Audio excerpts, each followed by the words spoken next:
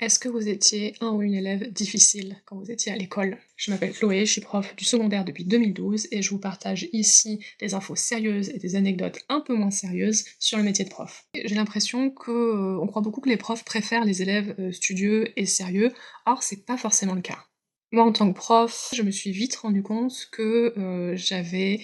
un certain intérêt pour les élèves qu'on appelait difficiles. C'est des élèves qui ne sont pas forcément, adaptés au système scolaire tel qu'il est. Ça peut être, des élèves qui ont des troubles, de l'apprentissage, qui ont du mal à se concentrer, qui ont du mal à réaliser les tâches demandées, qui ont du mal à s'intégrer dans un groupe classe. Ça peut aussi être des élèves qui ont déjà beaucoup de responsabilités pour leur âge, dues à des situations personnelles difficiles et qui donc du coup ne vont pas forcément voir l'intérêt de l'école ou ne vont pas avoir beaucoup de temps, disponible, de cerveau à consacrer, à l'école ou d'énergie à consacrer à l'école.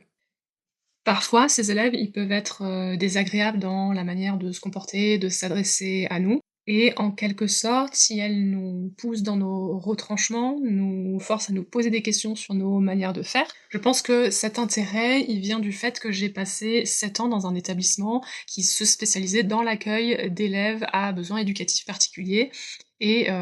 pour lesquels, du coup, il fallait pas mal d'adaptations pour réussir à les mettre en confiance, à, susciter leur intérêt, et à ce qu'ils puissent, réussir dans le système scolaire, proposé.